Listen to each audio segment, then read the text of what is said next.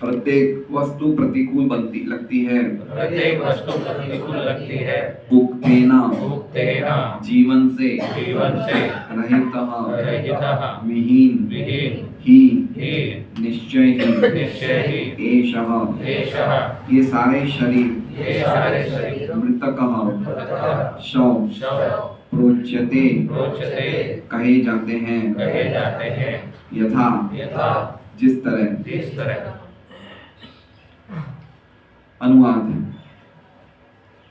मैंने अभी अभी उन्हें खोया है जिनके क्षण मात्र वियोग से सारे ब्रह्मांड प्रतिकूल तथा शून्य हो जाएंगे, जिस तरह प्राण के बिना शरीर। ओम अज्ञानतिमिरान्धस्य ज्ञानाञ्जनशलाकया चक्षुरुन्मिलितं येन तस्मै श्रीगुरवे नमः। नाम शेषमनुपि शशिपुत्रमत्र स्वरूपं तस्यादनमूर्तिमात्रमोष्टमासि। राधा कुंडम गिरिवरमहो राधिका माधवाशां प्राप्तो यस्य प्रतिकृपया श्रीरूपं वन्द्यं श्रीगुरोः श्रीपदकमलं श्रीगुरुवैष्णवांश्च। श्रीरूपं साग्रजातं सहगणरघुनाथान्वितं तं सजीवं साद्वैतं सावधूतं परिजनसहितं कृष्णचैतन्यदेवं श्री राधा कृष्ण पादान् सहगणललिता शिवशाखान्वितांश्च। गुरु वैष्णव भगवान तेरे स्मरण विनाश अनायास होए निज वाचित। हरे कृष्णा कृष्णा कृष्णा हरे हरे, हरे राम राम राम हरे हरे। सभी भक्तों का स्वागत है भागवतम कक्षा में। तो कल का जो हमने श्लोक देखा था, हमारे पास समय कम होने की वजह से हमने ज़्यादा लंबा नहीं बोल पाए, लेकिन मेन उसमें जो पॉइंट वो था कि सभी पावर कृष्ण से आ रहे हैं, है ना। सबसे इम्पोर्टेंट पॉइंट ये था कि पावरफुल कृष्ण है और पावर कहाँ से आ रहा है? कृष्ण से आ रहा है। शक्ति जो हमें मिलती है वो कहाँ से मिल रही है? कृष्ण से मिल रही है। और शक्ति का दुरुपयोग अगर हम करते हैं तो फिर ये शक्ति नहीं मिलती है, शक्ति खींच ली जाती है। अगर हम दुरुपयोग करते हैं तो वो तो अगर सदुपयोग भी करेंगे तो भी खींच ली जाएगी। समझे बात को? अर्जुन ने तो सदुपयोग ही किया था शक्ति का, फिर भी अर्जुन की शक्ति, जो शक्ति अद्भुत शक्ति थी अर्जुन की, जिससे देवता भी विस्मित हो गए थे, वो भी भगवान ने खींच ली थी। तो जो दुरुपयोग करते हैं उनकी तो खींचेगी। तो पॉइंट ये है कि जब अर्जुन की ही शक्ति, अर्जुन से ही शक्ति भगवान ने खींच ली, तो हम लोगों की तो क्या गिनती है। इसलिए शक्ति का सदुपयोग होना चाहिए। शक्ति मतलब समझ रहे हैं? शक्ति मतलब पावर। रुपया क्या है? रुपया पावर है, शक्ति है। आप उससे कुछ खरीद सकते हो। जैसे मान लीजिए कि सत्यराज प्रभु के दो बेटे हैं, एक का नाम है हार्दिक और एक का नाम है राघव। सत्यराज प्रभु ने दोनों को 5-5 लाख रुपए दिए कि जाओ काम धंधा करो। अब राघव 2 साल के बाद उसने जो 5 लाख रुपए खर्च किए, कैसे भी उसने काम व्यापार में जो भी किया, उसने पूरा अच्छी तरह हिसाब बनाया, एक चीज का बिल्कुल खर्चा जहाँ किया उसका हिसाब बनाया, है ना। और हार्दिक ने कोई हिसाब नहीं बनाया। उसने बोला कि पिताजी मैंने पता नहीं इधर कर दिया, इधर मैंने ये इसमें खर्चे कर दिया, यहाँ मैंने इसको उड़ा दिया पैसा, मतलब। तो अगली बार जब वापस सत्यराज प्रभु अपने बच्चों को पैसा देंगे तो किससे खींच लेंगे और किसको ज़्यादा देंगे? जिसने प्रॉपर हिसाब बताया राघव ने, उसको 10 लाख दे देंगे कि इसने बहुत अच्छी तरह हिसाब मेंटेन किया है, कहाँ कहाँ खर्चा हुआ उसको मेंटेन बराबर किया है। और राघव को क्या देंगे? कुछ नहीं देंगे। उसको कितना देंगे? जितना वो इतना ही कर सकता है, जितना अपना खाना पीना सोना कर सकता है, पावर नहीं देंगे। समझ रहे? तो मनुष्य जीवन को क्या मिलता है? पावर मिलता है कि भगवान की शक्ति में, भगवान की सेवा में पावर यूज किया जाए। अल्टीमेटली अर्जुन ने कृष्ण भावनामृत की सिद्धि के लिए पावर यूज किया, भगवान के ऑर्डर को मानने के लिए पावर यूज किया। तो ये पावर जो हमें मिला किसके लिए मिला है? ये भगवान के प्रयोजन को पूरा करने के लिए। भगवान का क्या प्रयोजन है, भगवान की सेवा मतलब क्या समझना चाहिए, भगवान का क्या ऑर्डर क्या है। यदा यदा ही धर्मस्य ग्लानि, ये भगवान का ऑर्डर है। परित्राणाय साधूनां विनाशाय, ये भगवान का ऑर्डर है। हमें जो पावर मिला है वो भगवान के ऑर्डर की पूर्ति करने के लिए मिला है। ये लिमिटेड पावर है हमारे पास, है ना। तो ये जो पावर मिला है ये हमारे जो हमें, जैसे मान लीजिए कि ये पावर अगर हम कृष्ण की सेवा में इस्तेमाल कर रहे हैं तो ये पावर का बिल्कुल सही उपयोग हो रहा है। जैसे वो 17 के बेटे ने बिल्कुल सही हिसाब किताब लिखा तो सदुपयोग किया, तो उसी प्रकार से हमें ये पावर का सदुपयोग करना पड़ेगा, नहीं तो वापस पावर नहीं मिलेगा। वापस क्या मिलेगा, खाली खाने पीने के लिए शरीर मिलेगा। मतलब कौन सा शरीर मिलेगा, पशु शरीर। जैसे मान लीजिए कि रामाचार्य प्रभु ने अपनी धर्मपत्नी कमलांगिनी कामधेनु माता जी को 500 रुपये दी कि जाओ सब्जी लेके आ जाओ, और कमलांगिनी माता कामधेनु माता जी 500 रुपये की सब्जियां ले आई, लेकिन अपने घर में रखने के बदले सामने वाले घर में बोलेगी लो तुम खा लो। पैसे किसने दिए, रामाचार्य प्रभु ने। सब्जियां लाने के लिए उनके घर में वो सब्जियां तो लाई, लेकिन कहाँ दी उन्होंने सब्जियां, पड़ोसी के। तो रामाचार्य प्रभु एक दिन तो सहन करेंगे, 2 दिन सहन करेंगे, उसके बाद क्या करेंगे, उसके बाद उनको पैसे देना बंद कर देंगे, खुद ही सब्जियां ले आएंगे। उसी तरह से भगवान ने 84 लाख योनियों में सहन कर लिया कि जाओ ठीक है तुम जो करना है करो, लेकिन जब मनुष्य शरीर मिलता है तो पावर का दुरुपयोग नहीं होना चाहिए। अगर पावर का दुरुपयोग हो रहा है, एक जैसे एक हमारे मारवाड़ी में क्या होता है कि जब कोई हम लोग खर्चा करते हैं ना, कैश मेंटेन करते हैं, खर्चा वही यहाँ पे आवक लिखते हैं, यहाँ पे खर्चा लिखते हैं, है ना। तो जो भी हमें पावर मिला है, लिमिटेड पावर मिला है इस शरीर में, उसका एक एक हिसाब लिखा जा रहा है कि हम इस पावर को कहाँ यूज कर रहे हैं। एक एक चीज का हिसाब लिखा जा रहा है कि हम एक एक हमारे पावर को एक एक क्षण, एक एक कण जो हमें पावर का हम किस में इस्तेमाल कर रहे हैं। जैसे उन्होंने दूसरे पड़ोसी को सब्जी दी, पावर है रामाचार्य प्रभु का पैसा, और इस्तेमाल किस में कर रहे हैं, किसी पड़ोसी को सब्जी देने में। इसी प्रकार से पावर है कृष्ण का, हमारा पावर नहीं है। किसका पावर है, कृष्ण ने क्यों दिया है, अपने उद्देश्य की पूर्ति के लिए। क्या उद्देश्य है, धर्म के संस्थापन के लिए, भगवान के संदेश के प्रचार के लिए। और पावर किस में इस्तेमाल कर रहे हैं हम, किसमें कर रहे हैं, निद्रया रियते नक्तम व्यवायन च वावय दिवाचार्ते हया राजन कुटुंब भरणेन। पावर इस्तेमाल कर रहे हैं रात को सोने में या इंद्रिय भोग में, और सुबह पैसा कमाने में और कुटुंब के भरण में। अब पावर का ये मिस यूटिलाइजेशन हो रहा है, नहीं हो रहा है, क्या होगा, पावर खींच लिया जाएगा। इतनी बात नहीं समझ रहे, पावर खींचने का मतलब जो स्पेशली मनुष्य जीवन मिला था वो खींच लिया जाएगा। पालन तो भगवान करेंगे हमारा, पशु पक्षी का भी पालन तो भगवान कर रहे हैं ना, लेकिन कितना दे रहे हैं उन्हें, खाने पीने जितना, सोना मैथुन करना, खाना पीना, बस इतना ही उनको सुविधाएं मिल रही है। उससे ऊपर वो लोग सोच नहीं सकते हैं, उससे ऊपर उनकी बुद्धि काम नहीं चलती, उसके ऊपर वो कोई चीज़ का यूटिलाइजेशन नहीं कर सकते। लेकिन हमें पावर मिला है। अब देख लीजिए, अगर हम वही पशु वृत्तियों में पावर को यूज करेंगे तो हमारा क्या स्थिति होगी। इतनी सी अगर कोई व्यक्ति इतनी सी बात समझ ले कि हमें पावर हमारा, जैसे मान लीजिए कि कोई बहुत एक दरिद्र परिवार है, पति पत्नी है, वो पूरा जीवन उनके बिटिया की शादी के लिए 25 साल तक पैसा इकट्ठा करते हैं कि आगे जाके मुझे शादी में इतना खर्चा करना पड़ेगा, या कोई अपने लड़के के लिए ऊंची पढ़ाई के लिए बहुत पैसा एकत्रित करते हैं कि आगे जाके 15-20 लाख खर्च करना पड़ेगा। उसी प्रकार से ये जो जीवन है, ये इस पावर का प्रॉपर यूटिलाइजेशन के मिला है, ये जीवन प्रिपरेशन के लिए मिला है। This life is for preparation. ये पूरे हिसाब का मनुष्य जीवन का, पूरे पावर का, कहाँ हमने खर्चा किया है, इसका एक एक पाई का हिसाब लिया जाएगा, है ना। एक एक क्षण का हिसाब लिया जाएगा कि ये पावर तुमने कहाँ खर्च किया है, ये पावर तुमने कहाँ खर्च किया है, ये भगवान की सेवा में गया है पावर, या तुम्हारे किसी और, क्योंकि पावर तो कृष्ण का है। कृष्ण की सेवा में जा रहा है पावर, या फिर तुम कोई और कार्य में लगा रहे हो पावर, तो और कार्य में लगा रहे हो तो लगाएं पावर, कोई दिक्कत नहीं, लेकिन फिर हमें पावर खींच लिया जाएगा। इसलिए हमें अगर कोई व्यक्ति इतनी सी बात समझ ले तो पूर्णतः फुल टाइम भगवान की सेवा में लग जाएगा। खाली ये कृष्ण भावनामृत का साइंस है। यही तो हम बोलते हैं श्रीमद् भागवतम क्या है, ये विज्ञान है कृष्ण का, कि कैसे समझना चाहिए भगवान को। इन श्लोकों के द्वारा हमें समझना चाहिए कि क्या अद्भुत विज्ञान है भगवान का।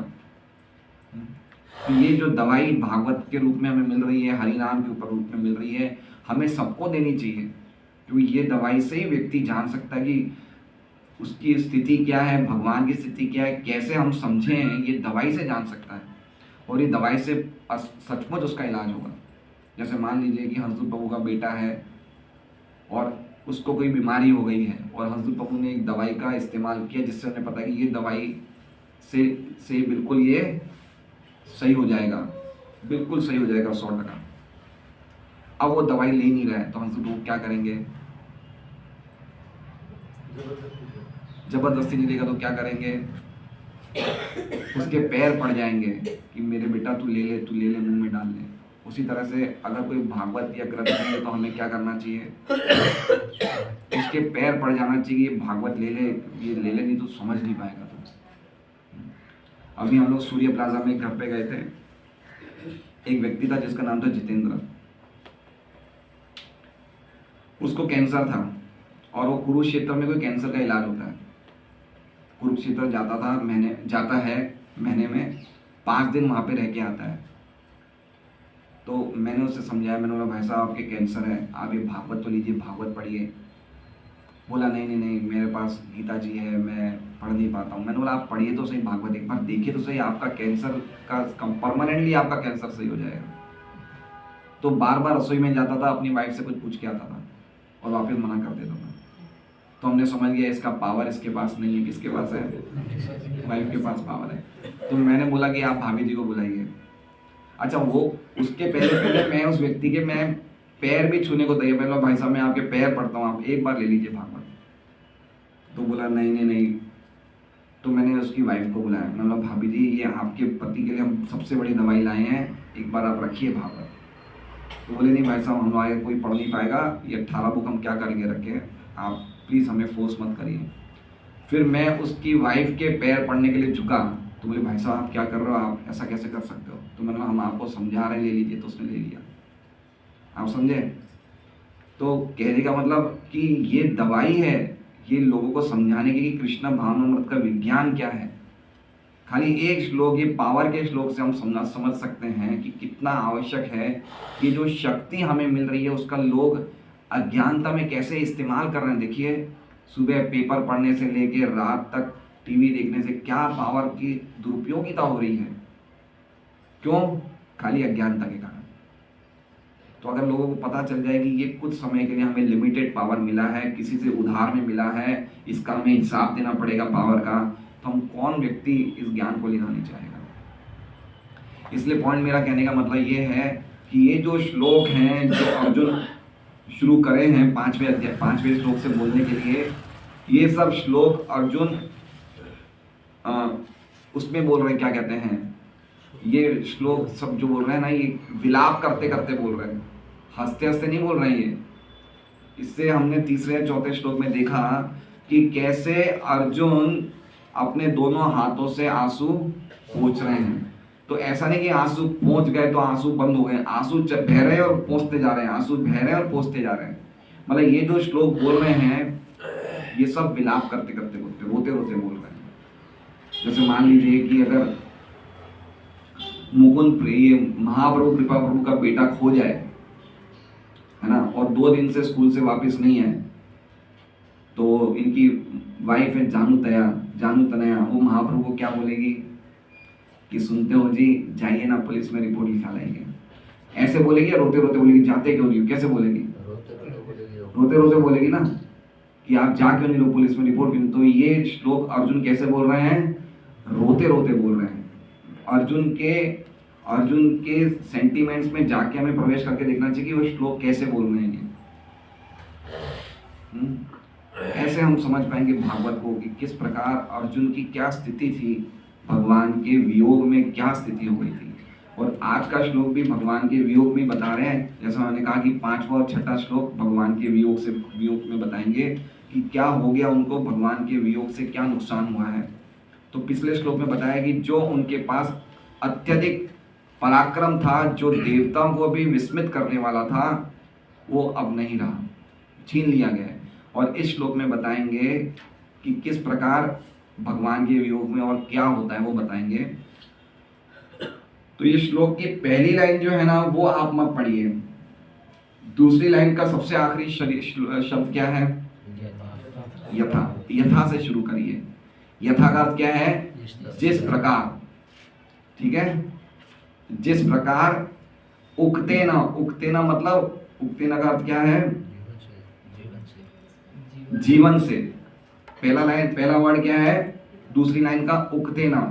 तो जिस प्रकार जीवन से, फिर दूसरा श्लोक है रहित, जीवन से रहित ही निश्चय ही। एश, एश मतलब अर्जुन पॉइंट आउट कर रहे हैं युधिष्ठिर को कि ये जितने शरीर हैं, जो भी युधिष्ठिर के साथ, जैसे युधिष्ठिर के टाइम साथ में भीम थे, युधिष्ठिर के सामने कौन थे? युधिष्ठिर। भीम को बोल रहे ना ये अपशकुन दिख रहे हैं, तो सब पांडव खड़े होंगे वहां पे। तो अर्जुन जब आए युधिष्ठिर से बात करें तो क्या कह रहे हैं? जिस प्रकार प्राणों से रहित या जीवन से रहित क्या है? ये सब मतलब ये सब शरीर जो मैं देख रहा हूँ, क्या कहते हैं? मृतक प्रोच्यते। वो क्या है? मृतक का मतलब वो डेड बॉडी है, और प्रोच्यते मतलब कहे जाते हैं। समझ गए पहली लाइन? दूसरी लाइन कि जिस प्रकार जीवन से रहित ये सभी शरीर शव कहे जाते हैं, उसी प्रकार। अब ऊपर वाली लाइन आ गई, समझे? समझ रहे हैं श्लोक को? पहली नीचे वाली लाइन क्या है? जिस प्रकार जीवन से रहित ये सभी, एश मतलब अर्जुन पॉइंट आउट कर रहे हैं सभी को, ये सभी शरीर जीवन से रहित। जीवन से रहित मतलब आत्मा से रहित, समझ रहे हैं ना? जीवन से रहित मतलब लाइफ नहीं है, शरीर में लाइफ नहीं है। तो जिस प्रकार जीवन से रहित ये सभी शरीर डेड बॉडी कहे जाते हैं, ये सभी शरीर क्या कहे जाते हैं? शव कहे जाते हैं, प्रोच्यते कहे जाते हैं, उसी प्रकार। अब दूसरी लाइन, पहली लाइन में आ जाए यस्य। यस्य मतलब जिन भगवान श्री कृष्ण के, यस्य का अर्थ क्या हो गया? जिन भगवान कृष्ण के क्षण मात्र, क्षण वियोग है ना, मतलब क्षण मात्र वियोग से लोको मतलब ये ब्रह्मांड में जितने भी लोक हैं, या पूरा संपूर्ण ब्रह्मांड क्या दिख रहा है? ही अप्रिय दर्शनम। क्या दिख रहा है? ये ब्रह्मांड अप्रिय दिख रहा है। देखिए अब अर्जुन ने क्या कंपैरिजन किया है, देख रहे हैं आप? ब्रह्मांड का किससे कंपैरिजन किया है? डेड बॉडी से। किससे कंपेयर किया है? जैसे ही प्राण निकलने से, आत्मा निकलने से बॉडी डेड बॉडी हो जाती है ना, जिस प्रकार उसी तरह से भगवान कृष्ण के नहीं रहने से ये ब्रह्मांड कैसा लग रहा है उन्हें? ये एक डेड बॉडी जैसा लग रहा है। ठीक है, अब देखिए मीनिंग में, अनुवाद में प्रभुपाद जी दो मीनिंग बता रहे हैं। एक बता रहे हैं प्रतिकूल और एक बता रहे हैं शून्य। जिनके क्षण मात्र वियोग से सारे ब्रह्मांड क्या लगते हैं? प्रतिकूल तथा शून्य। अब ये दोनों वर्ड हैं, ये दोनों इस पे भी घटित होंगे। किस पे? अभी ब्रह्मांड का कंपैरिजन किसके साथ किया जा रहा है? किसके साथ करा जा रहा है? मृत शरीर से। ठीक है, सही बात है। ब्रह्मांड का कंपैरिजन किससे करा जा रहा है? शरीर से। कि भगवान के निकलने से ब्रह्मांड लाइफलेस हो गए, जैसे आत्मा के निकलने से शरीर हो जाता है, मृतक हो जाता है, वैसे ही भगवान के निकलने से ब्रह्मांड क्या हो गया? मृतक नहीं बता रहे, क्या कह रहे हैं? अप्रिय दर्शन। और अप्रिय दर्शन को दो चीज से बता रहे हैं अनुवाद में। क्या बता रहे हैं? दो शब्द कौन से हैं? प्रतिकूल और शून्य। तो ब्रह्मांड पॉजिटिव क्यों कब लगता है? ब्रह्मांड शून्य मतलब समझ रहे हैं? शून्य मतलब जीरो हो गया। शून्य, ये वर्ड हम रोज बोलते हैं, शून्यायतम जगत सर्वम गोविंद विरहेण में। शिव शास्त्र में क्या करें, भगवान गोविंद के विरह में जगत क्या लग रहा है, शून्य। तो वही चीज अर्जुन बोल रहे हैं कि भगवान कृष्ण के वियोग में जगत क्या लग रहा है, शून्य। अब ये देखिए शून्य कब बोला जाता है व्यक्ति को, कि व्यक्ति बिल्कुल इनएक्टिव हो जाता है। क्या हो जाता है, इनएक्टिव हो जाता है। और साथ में क्या बोल रहे हैं, प्रतिकूल। प्रतिकूल मतलब जो जिसके द्वारा हमें समस्याएं आने लग जाती है। प्रतिकूल का मतलब समझ रहे हैं, जैसे कह रहे हैं ना कि चाय पीना भक्ति में प्रगति करने के लिए क्या है मंजुनासी माता जी, अनुकूल है प्रतिकूल है, अनुकूल है, अनुकूल है प्रतिकूल है शास्त्र में माता जी। प्रतिकूल मतलब बाधा है या समस्या है, अनुकूल मतलब हमें सहयोग करता है।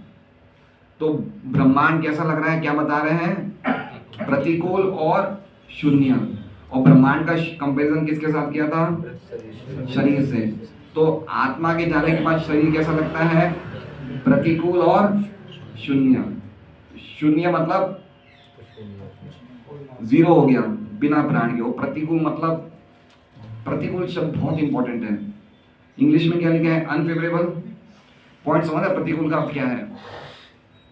जैसे मान लीजिए कि सर्वाधिक प्रभु के लिए क्यों बोलूं, वो क्या कहते हैं, वो गुस्सा करेंगे, मैं अपने भी बोलता हूँ। जैसे मान लीजिए कि अभी मैं जीवित हूँ और मेरी पे कोई बीमारी से जूझ रहा हूँ, तो हमारे कुटुंब के लोग 10-15 लाख रुपए खर्च करेंगे ना। क्यों, क्योंकि शरीर अभी अनुकूल है और शून्य नहीं है ना। अभी एक्टिव है और अनुकूल है, तो कितने खर्च होंगे, एक इलाज को सही करने के लिए 10-15 लाख खर्च करेंगे ना। अब मान लीजिए उसमें से प्राण निकल जाते हैं, तो क्या हो जाता है, वो शून्य। अब वही शरीर जिस पे हम 15-20 लाख खर्च करने को तैयार हैं, वो शरीर को छूने में भी हमें डर लगेगा, तो प्रतिकूल हुआ नहीं हुआ। जो शरीर से हम लोग इतने अटैच थे, आज उस शरीर में से आत्मा निकल जाने पे शरीर से हम क्या हो गए, शरीर से डिटैच हुए नहीं हुए, कौन पसंद करेगा एक घर में डेड बॉडी को छूना, देखना या उसके पास बैठना, कौन पसंद करेगा। बहुत गहरी बात बताई है, पॉइंट समझ रहे हैं।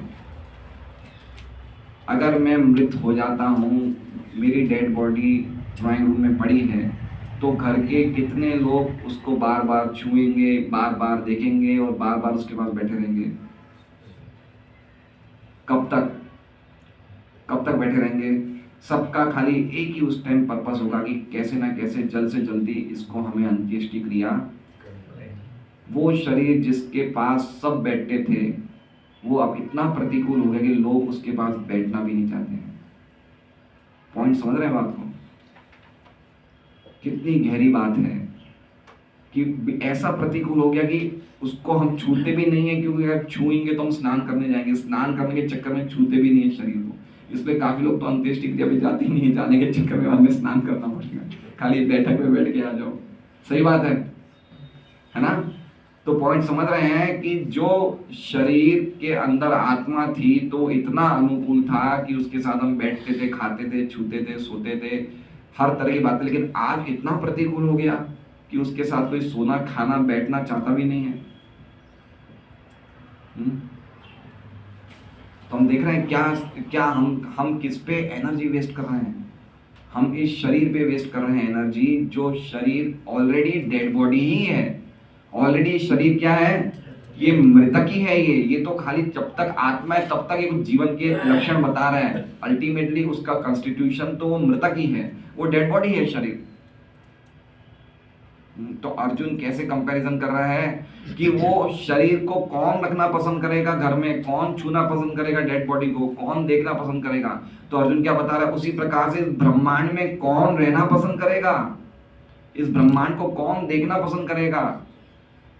इस ब्रह्मांड में कोई कीमती से मैं नहीं रह सकता। उनका कहने लगा मतलब भगवान से उनका जो अटैचमेंट था वो ऐसा था कि भगवान इस ब्रह्मांड में नहीं है, हम रहना ही नहीं चाहते। जैसे कोई डेड बॉडी को नहीं देखना चाहता, ऐसे हम ब्रह्मांड को नहीं देखना चाहते हैं। ये अर्जुन का रिएक्शन था। और ये अर्जुन की स्थिति नहीं है, ये हम सबकी स्थिति है। पॉइंट समझ रहे हैं? अर्जुन जीव तत्व हैं, हम सब भी जीव तत्व हैं। हम लोगों की ओरिजिनल स्थिति ये है कि हम लोग बिना कृष्ण के रह ही नहीं सकते हैं। हम लोग बिना कृष्ण के क्षण भर भी नहीं रह सकते हैं। ये हमारी ओरिजिनल पोजीशन खाली अर्जुन की नहीं है, हमारी सबकी पोजीशन है कि जैसे मछली बिना पानी के नहीं रह सकती, वैसे हम बिना कृष्ण के नहीं रह सकते हैं। लेकिन अभी अर्जुन ने इस पोजीशन को रियलाइज कर लिया, लेकिन हमने किया नहीं किया। ऑलरेडी हमारा स्वरूप ही ऐसा है कि हम बिना कृष्ण के नहीं रह सकते। लेकिन अभी हमारे ओरिजिनल स्वरूप पे जो ये आवरण हुए हैं, स्थूल शरीर के, सूक्ष्म शरीर के, ये सब आवरणों को हमें दूर करना पड़ेगा। और वो आवरण को दूर करने के लिए जो हमें प्रोसेस मिला है, ये कृष्ण भावना का प्रोसेस है, जिसको प्रॉपरली फॉलो करके वो आवरण दूर कर सकते हैं। नहीं तो दूर नहीं होगा ये आवरण। ये हमारा ओरिजिनल अटैचमेंट है कृष्ण से। ये अर्जुन का अटैचमेंट नहीं है, ये हम सबका अटैचमेंट है कृष्ण से। ऐसा हम नहीं रह सकते कृष्ण के बिना। अब हमें देखना है कि कितना इस जीवन में हम इस आवरण को दूर कर लेते, वो हमारा असली सिद्धि है। लाइफ टाइम पूरा मिला है हमें इस आवरण को दूर करने के लिए, हमारी ओरिजिनल स्टेटस में आने के लिए। अगर हम देरी करेंगे तो हमें अगला जीवन क्या मिलेगा हमें नहीं पता है। हम बोलते हैं कि मनुष्य जीवन तो मिलेगा, हमने इतनी भक्ति करी है, लेकिन भीष्म देव इतने दैन्य से भरे हुए थे कि अगले जीवन में लास्ट टाइम में भी कृष्ण के दर्शन करना चाहते थे कि क्या पता मुझे अगला जीवन अच्छा मिले नहीं मिले। ये उनका दैन्य था। तो उस तरह से भक्तों का दैन्य होता है कि हम तो कुछ कर ही नहीं पाए, क्या पता अगला जीवन हमें क्या मिलेगा। इसलिए इसी जीवन में हम अपने प्रोसेस को कंप्लीट कर लें। तो ये बात समझना चाहिए, दो बातें समझना चाहिए कि अनुकूल और प्रतिकूल। जब तक भगवान थे ब्रह्मांड में तो उनके लिए सब कुछ अनुकूल था। भगवान के जाने से ब्रह्मांड प्रतिकूल हो गया। जिस प्रकार आत्मा के जाने से शरीर प्रतिकूल हो गया, शरीर सड़ने लग गया, शरीर पे कोई कुछ खर्च नहीं करना चाहता है। दूसरी पॉइंट क्या समझें कि जैसे आत्मा ही शरीर को चलाती है, वैसे ही कृष्ण ब्रह्मांड को चलाते हैं, है ना। जब शरीर कब तक वर्किंग कर रहा था? जब तक आत्मा थी। उसी तरह से ब्रह्मांड कब तक वर्किंग कर रहा है? जब तक कृष्ण परमात्मा रूप में अंदर है तब तक ही ब्रह्मांड वर्किंग कर रहा है। जैसे ही कृष्ण परमात्मा रूप से बाहर निकल जाएंगे, ये ब्रह्मांड भी इसी प्रकार शरीर की तरह ये लाइफलेस हो जाएगा, नाश होना शुरू हो जाएगा। तो ये बात समझनी चाहिए हमें। अब हम श्रीधर स्वामी की टीका पढ़ते हैं। जिनके क्षण मात्र के वियोग से वगैरह यत वाले शब्दों में उनके द्वारा आज मैं वंचित हुआ हूं। इसमें इस तरह के 7वें श्लोक 13 श्लोक तक इस प्रकार भगवान के संबंध समझ रहे हैं। अब देखिए जितने भी श्लोक है सब में यत यत आएगा। इसमें लिखा ना यस्य। 13वें श्लोक तक सब में यत यस्य, मतलब ये जितने भी श्लोक है सब कृष्ण से संबंधित हैं कि इनके। अब आज के श्लोक के बाद 7वें श्लोक से लेकर 17वें श्लोक तक जो जो भगवान ने अर्जुन और पांडवों पे जो अनुग्रह किए थे उन सबको अर्जुन स्मरण करेगा। कल वाले श्लोक से 7वें श्लोक से लेके 17वें श्लोक तक ये 11 श्लोकों में भगवान ने जो जो इन पे कृपा करी उन सबका अनुस्मरण करेंगे अर्जुन। तो इसलिए बार बार ये बोलेंगे यत यत यत, मतलब क्या हो गया? यत का क्या हो गया? भगवान हो गए। श्लोक में प्रिय वस्तु की अप्रियता का दृष्टांत है। प्रिय वस्तु की अप्रियता का दृष्टांत मतलब है जो जगत सबको प्रिय लगता है, अब वही जब वस्तु अप्रिय लगने लग गई। उक्तेन का अर्थ बताया प्राण से रहित, एश का अर्थ बताया है ये पिता वगैरह। एश का अर्थ क्या बताया हमने? क्या एश का अर्थ देखा था कि जितने ये शरीर हैं, तो एश का मतलब बताना चाहते हैं श्रीधर स्वामी की ये पिता माता जितने भी हमारे भाई बंधु के शरीर है। समझ रहे हैं एश का अर्थ क्या बता रहे हैं? कि जितने हमारे पिता माता भाई बंधु जिनके पीछे हम लोग दीवाने हैं, उन सबके जो शरीर हैं वो सब बिना आत्मा के क्या है? डेड बॉडी है। तो ये एश का अर्थ बता रहे हैं। श्रीधर विश्वनाथ चक्रवर्ती ठाकुर के भी यही मीनिंग है। अब हम तात्पर्य पढ़ते हैं। वास्तव में जीव के लिए भगवान से बढ़कर अन्य कोई प्रिय नहीं होता। देखिए सबसे पहली लाइन प्रभुपाद क्या लिख रहे हैं, अर्जुन के लिए नहीं लिख रहे हैं, किसके लिए लिख रहे हैं, जीव के लिए। बोला हम सब के लिए भी, जो अर्जुन ने यहाँ प्रेम बताया है, क्या लक्षण बताया है, वो हम सबका यही स्थिति है। और ये एक्चुअली में अगर हम पढ़ेंगे तो हम ये 10वें स्कंद में कथा के रूप में पेश किया गया। 10वें स्कंद में कथा के रूप में जब भगवान बछड़े बन जाते हैं और ग्वाले बन जाते हैं अघासुर की लीला के बाद। पता है वो अघासुर का जब वध करते हैं तो ब्रह्मा जी नहीं, अघासुर के वध के बाद ब्रह्मा जी को डाउट हो जाता है कृष्ण भगवान है नहीं, तो कृष्ण के जितने भी बछड़े थे और जितने भी कृष्ण के गोप सखा थे सबको ब्रह्मा जी किडनैप कर लेते हैं। तो भगवान वितने के वितने गोप सखा, वितने के वितने बछड़े, अपने आप अपना ही खुद का विस्तार, मतलब सभी विष्णु तत्व बन जाते हैं। और ये जितने गोप सखा बनते हैं और ये जितने बछड़े बनते हैं, ये सब कौन थे, ये सब भगवान हैं। और पहले कौन थे ये, पहले ये ओरिजिनली सखा थे और बछड़े थे, लेकिन ये लीला के बाद क्या बन गए, ये सभी भगवान ही अपना ही विस्तार कर लिया। तो 1 साल तक ये लीला 1 साल तक चली। 1 साल तक ये जब बछड़े और गोप सखा अपने गांव में अपने घर में जाते थे तो गायें इन बछड़ों को ज्यादा प्यार करती थी, और जो गायों ने नए बछड़ों को जन्म दिया उनको दूध नहीं पिलाती थी, इनको पिलाती थी। और इसी प्रकार से जितनी माएँ थी उनके घर में गोप सखा जाते थे तो गोप सखाओं को और ज्यादा प्यार करने लग गए। वो जब पहले करते थे उससे कहीं और ज्यादा प्यार माएँ सब करने लग गई।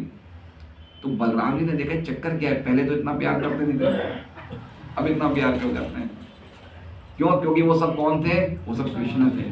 इसलिए बात कर रहे हैं कि जीव के लिए भगवान से बढ़कर अन्य कोई प्रिय नहीं है। बहुत सुंदर लीला है ये 10वें अध्याय की, शायद 10वें स्कंद का 14वां अध्याय है शायद। तो इसलिए हमें समझना चाहिए कि अल्टीमेटली हम सबको शरीर पसंद है ना। क्यों शरीर पसंद है, क्योंकि अंदर आत्मा है। आत्मा क्यों पसंद है, क्योंकि वो परमात्मा का अंश है। परमात्मा क्यों पसंद है, क्योंकि परमात्मा कृष्ण का विस्तार है। इसलिए सबसे पसंदीदा चीज कौन है, कृष्ण। भगवान अपना विस्तार अपने असंख्य अंशों द्वारा स्वांश तथा विभिन्नांश रूपों में करते हैं। ठीक है, परमात्मा भगवान का स्वांश है जबकि सारे जीव विभिन्नांश हैं। तो ये पॉइंट हम बार बार बोल चुके हैं। मतलब इसमें प्रभुपाद जी पॉइंट करना चाहते हैं कि अल्टीमेटली जगत का सार क्या है, कृष्ण। ये पॉइंट करना चाहते हैं। जैसे उन्होंने बोला ना कि उनके वियोग में ये कुछ देखना अच्छा लगता है, उसी पॉइंट को प्रभुपाद जी बता रहे हैं कि अल्टीमेटली दुनिया का सार क्या है, कृष्ण है। क्योंकि कृष्ण ही सब कुछ, कृष्ण ही अपना पूरा विस्तार कर रहे हैं। कैसे कर रहे हैं, स्वांश के रूप में और विभिन्नांश के रूप में। स्वांश कौन है, परमात्मा। विभिन्नांश कौन है, जीवात्मा। परमात्मा जीवात्माओं का पालन करता है और दोनों ही कृष्ण के विस्तार हैं। तो अल्टीमेटली जगत का सेंटर कौन है, कृष्ण है। जैसे 7वें अध्याय में हम देखते हैं पानी की मिठास कौन है, कृष्ण है। सूर्य चंद्र का तेज क्या है, कृष्ण है। ओमकार की आवाज क्या है, कृष्ण है। तो उसी प्रकार से बताना चाह रहे हैं प्रभुपाद जी तात्पर्य भी, अल्टीमेटली जो हमारा अटैचमेंट अट्रैक्शन का जो केंद्र होना चाहिए, कृष्ण होना चाहिए। जिस प्रकार भौतिक शरीर में जीव महत्वपूर्ण तत्व होता है, क्योंकि जीव के बिना शरीर का कोई मूल्य नहीं होता है। ये बहुत अच्छा ये बताया। ये पूरा इसमें मेरे पास अभी समय नहीं तो मैं आपको बताता। 2 स्कंद का 1 अध्याय का एक श्लोक है, देहापत्य कलत्रादेश। ये शायद मेरे हिसाब से 4था या 5वां श्लोक है, 2.1.4 या 5 है, जिसमें कैसे बताया कि एक बद्ध जीवात्मा अपने शरीर के संबंधित पति पत्नी बच्चों से घिरा हुआ रहता है और सोचता है मैं बिल्कुल सुरक्षित हूँ। देहापत्य से शुरू होता है कलत्रादेश, आत्मसिन्निश्वसत्मि तेषां प्रमत्तो निधनम पश्यन् अपि न पश्यति। तो उस श्लोक के तात्पर्य प्रभुपाद जी लिखते हैं कि हमारी स्थिति कैसी है, जैसे एक पंछी फड़ फड़ाता है। क्या करता है, कभी आप देखिए कोई कौवा या कोई कबूतर मर जाता है ना, लेकिन मरने के पहले भी मर जाता है, लेकिन उसके कुछ देर तक पंख फड़फड़ाते रहते हैं, है ना। तो उसी प्रकार से हम लोग क्या कर रहे हैं, ये शरीरों में फड़फड़ा है। हम मरे हुए हैं, ये हम मरे हुए ही हैं एक्चुअली में। ये शरीर तो मरा हुआ ही है, ये तो खाली जब तक अंदर आत्मा है तब तक फड़फड़ा रहा है, फ्लैपिंग बोलते हैं, फ्लैपिंग, फड़फड़ा रहा है। तो उसी प्रकार से हम कुछ समय तक फड़फड़ा रहे हैं,